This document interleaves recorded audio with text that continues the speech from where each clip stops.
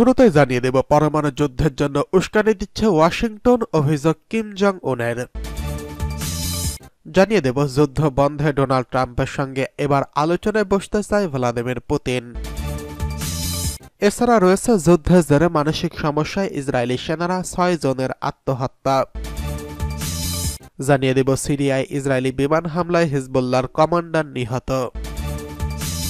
সর্বশেষ জানিয়ে দেব ইসরায়েলের হামলায় লেবাননে গত 24 ঘন্টায় নিহত 59। পরমাণু যুদ্ধের জন্য উস্কানি দিচ্ছে ওয়াশিংটন, অভিযোগ কিম জং উনের। বিশ্বজুড়ে মার্কিন যুক্তরাষ্ট্র উত্তেজনা ছড়াচ্ছে বলে অভিযোগ করে উত্তর কোরিয়ার সর্বোচ্চ নেতা কিম জং উন বলেছেন, পরমাণু যুদ্ধের জন্য উস্কানি দিচ্ছে ওয়াশিংটন। কোরিয়া উপদ্বীপ কখনো এতটা পারমাণবিক যুদ্ধের ঝুঁকির মুখে পড়েনি বলে মন্তব্য করেছেন তিনি। উত্তর কোরিয়ার রাষ্ট্রীয় সংবাদ মাধ্যম KCN এর প্রতিবেদনে এই তথ্য জানানো হয়েছে। খবরে বলা হয়েছে, স্থানীয় সভায় বৃহস্পতিবার এক সামরিক প্রদর্শনীতে দেওয়া বক্তব্যে উত্তর কোরিয়ার সর্বোচ্চ নেতা এই কথা বলেন। পিয়ংইয়ং এর বিরুদ্ধে সবসময় আগ্রাসী ও প্রতিকূল মনোভাব রয়েছে মার্কিন প্রশাসনের। যুক্তরাষ্ট্রের যুদ্ধনীতির কড়া সমালোচনা করে কিম দাবি করেছেন, বিশ্বজুড়ে উত্তেজনা ছড়াচ্ছে ওয়াশিংটন। সেই সাথে বাইডেনের বিরুদ্ধে অভিযোগের তীর তুলে বলেন, পরমাণু যুদ্ধের জন্য উস্কানি দিচ্ছে মার্কিন প্রশাসন। তিনি বলেন, কোরীয় উপদ্বীপে বিদ্যমান পক্ষগুলো কখনো এতটা তীব্র বিপজ্জনক সংঘাতের মুখোমুখি হয়নি, যা ধ্বংসাত্মক থার্মোনিউক্লিয়ার যুদ্ধের রূপ নিতে পারে। কিম যুক্তরাষ্ট্র ও উত্তর কোরিয়া দ্বিপাক্ষিক সম্পর্ক নিয়েও কথা বলেছেন। ওয়াশিংটনের সঙ্গে আলোচনায় সব সময় পিয়ংইয়ং আগ্রাসী মনোভাবের শিকার বলেও ক্ষোভ ঝাড়েন তিনি। ডোনাল্ড ট্রাম্পের এমন মেয়াদের একাধিক বৈঠকের উদাহরণ টেনে উত্তর কোরিয়ার সর্বোচ্চ নেতা হতাশা প্রকাশ করে বলেন, আমরা ইতিমধ্যে যুক্তরাষ্ট্রের সঙ্গে আলোচনার ক্ষেত্রে যতদূর যেতে পারি ততদূরে গেছি, কিন্তু সেসব আলোচনা কেবল এটাই দেখা গেছে যে উত্তর কোরিয়া তাদের প্রতি আগ্রাসী ও বৈরী নীতি কখনোই বদলাতে পারে না। এদিকে যুদ্ধ বন্ধে ডোনাল্ড ট্রাম্পের সঙ্গে আলোচনায় বসতে চায় ভ্লাদিমির পুতিন। রুশ প্রেসিডেন্ট ভ্লাদিমির পুতিন 2022 সালে ইউক্রেনে সামরিক অভিযান শুরু করেন। এরপর 1000 দিন পর এসে বিভিন্ন ফ্রন্টে লড়াই চলছে, তবে যুদ্ধ বন্ধে এখনো কোনো কার্যকর পদক্ষেপ নেই। উল্টো রাশিয়ায় যুক্তরাজ্য ও মার্কিন তৈরি দূরপাল্লার ক্ষেপণাস্ত্র দিয়ে হামলা চালিয়েছে ইউক্রেন। অন্যদিকে রাশিয়াও এর কড়া জবাব দেওয়ার হুঁশিয়ারি বার্তা দিয়েছে। এমন পরিস্থিতিতে ইউক্রেন যুদ্ধ বন্ধে যুক্তরাষ্ট্রের নবনির্বাচিত প্রেসিডেন্ট ডোনাল্ড ট্রাম্পের সঙ্গে আলোচনায় বসতে চেয়েছেন পুতিন, তবে তিনি এক্ষেত্রে কিছু শর্ত দিয়েছেন। বার্তা সংস্থা রয়টার্স জানিয়েছে, পুতিনের শর্তের মধ্যে রয়েছে ইউক্রেনের রাশিয়া দখল করা ভূখণ্ড নিয়ে বড় কোনো ছাড় দেওয়া হবে না। এছাড়া ন্যাটোতে যোগ দেওয়ার ইচ্ছা ত্যাগ করতেই হবে ইউক্রেনকে। রাশিয়ার সাবেক ও বর্তমান 5 কর্মকর্তা পরিচয় প্রকাশ না করার শর্তে জানিয়েছেন, ট্রাম্পের মধ্যস্থতায় কোনো চুক্তি হলে তাতে ইউক্রেনের চলমান সম্মুখ সারির যুদ্ধ বন্ধে রাজি হতে পারে ক্রেমলিন। এছাড়া পূর্ব ইউক্রেনের দোনেস্ক, লুহানস্ক, জাপোরিঝিয়া, খেরসন অঞ্চলে ভাগাভাগির বিষয়ে আলোচনার সুযোগ রাখা হবে। এই 4 অঞ্চলকে বর্তমানে নিজেদের বলে দাবি করেছে রাশিয়া। এই অঞ্চলগুলো 70 থেকে 80% রুশ বাহিনীর নিয়ন্ত্রণে রয়েছে।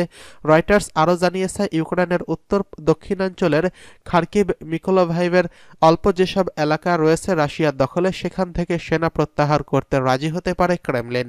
তবে শেষ পর্যন্ত কোনো চুক্তি না হলে রাশিয়া যুদ্ধ চালিয়ে যাবে বলে রয়টার্সকে জানিয়েছে।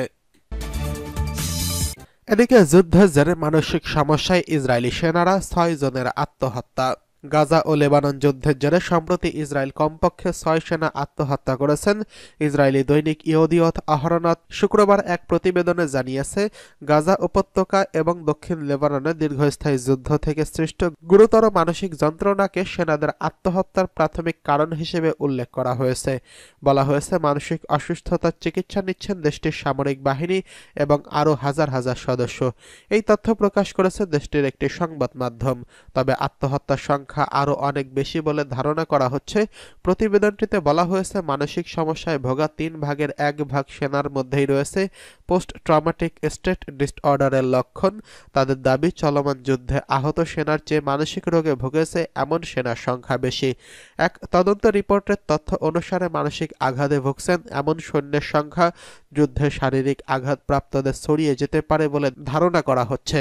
ইয়েদিওথ আহরনথ বিশেষজ্ঞদের উদ্ধৃত করে বলছে, যেই সামরিক অভিযান শেষ হয়ে গেলে এবং সেনারা স্বাভাবিক জীবন ফিরে আসার পরে এই মানসিক স্বাস্থ্য সংকট কেটে যাবে।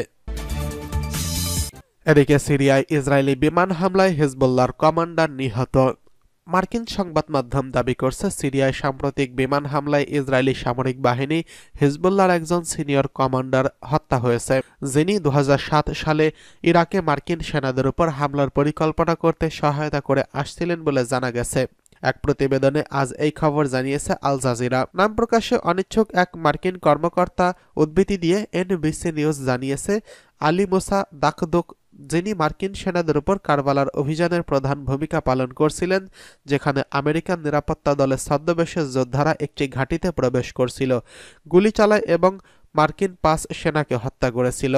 ঊর্ধ্বতন প্রতিরক্ষা কর্মকর্তা এনবিসিকে বলেছেন, কখন বা কোথায় সিরিয়ায় হত্যাকাণ্ড সংঘটিত হয়েছিল তা তাৎক্ষণিকভাবে স্পষ্ট নয়, বা এটি বিশেষভাবে দাকদুককে লক্ষ্য করেছে কিনা তাও স্পষ্ট নয়। জানা যায়, দাকদুক মার্কিন বাহিনীর হাতে ধরা পড়েছিল, কিন্তু পরে বাগদাদ থেকে মার্কিন প্রত্যাহারের পর ইরাকি সরকার তাকে ছেড়ে দেয়। গত সেপ্টেম্বর থেকে লেবাননে হিজবুল্লাহর বিরুদ্ধে হামলার পাশাপাশি সিরিয়াতেও আক্রমণ চালাচ্ছে ইসরায়েল। বৈরুতে ইসরায়েলের অব্যাহত হামলার মুখে অনেক হিজবুল্লাহ যোদ্ধা সিরিয়াতে আশ্রয় নিয়েছিল। এদিকে ইসরায়েলের হামলায় লেবাননে গত 24 ঘণ্টায় 69 জন নিহত। ইসরায়েলের বিমান ও স্থল বাহিনীর অভিযানে লেবাননের বিভিন্ন এলাকায় গত 24 ঘণ্টায় নিহত হয়েছে 69 জন। এছাড়া আহত হয়েছে আরও 112 জন। এক বিবৃতিতে এই তথ্য জানিয়েছে লেবাননের স্বাস্থ্য মন্ত্রণালয়। বিবৃতিতে বলা হয়েছে, সর্বশেষ এই হতাহতের ঘটনার পর ইসরায়েলি বাহিনীর হামলায় গত এক বছরে লেবাননে মোট নিহতের সংখ্যা 3642 জন এবং আহত হয়েছে 15365 জন। ইসরায়েলের উত্তরাঞ্চলীয় সীমান্তের অপর পারে লেবাননের দক্ষিণাঞ্চল। এই দক্ষিণাঞ্চলেই বিশ্বের বৃহত্তম সশস্ত্র ইসলামিক রাজনৈতিক গোষ্ঠী হিজবুল্লাহর প্রধান ঘাঁটি। গোষ্ঠীটির অধিকাংশ সম্পূর্ণ সামরিক স্থাপনার অবস্থান এখানেই। ইরানের প্রত্যক্ষ সমর্থন ও মদদে 1985 সালে প্রতিষ্ঠিত হিজবুল্লাহর জন্মলগ্ন থেকে ইসরায়েল রাষ্ট্রকে ধ্বংসের জন্য প্রতিশ্রুতিবদ্ধ। প্রতিষ্ঠার পর থেকে বিগত দশকগুলোতে সীমান্ত অঞ্চলে ইসরায়েলের সঙ্গে বিভিন্ন সংঘাতে জড়িয়েছে হিজবুল্লাহ। তবে উভয় পক্ষের সংঘাত গুরুতর রূপ নিয়েছে 2023 সালের 7 অক্টোবর গাজায় ইসরায়েলি বাহিনীর অভিযান শুরুর পর। গত 7 অক্টোবর গাজা উপত্যকা নিয়ন্ত্রণকারী গোষ্ঠী হামাসের সঙ্গে ইসরায়েলের যুদ্ধ শেষ শুরু হওয়ার পর হামাসের প্রতি সংহতি জানিয়ে ইসরায়েলের উত্তরাঞ্চলে রকেট ও ক্ষেপণাস্ত্র ছোড়া শুরু করে হিজবুল্লাহ। পাল্টা জবাব দেওয়া শুরু করে ইসরায়েল।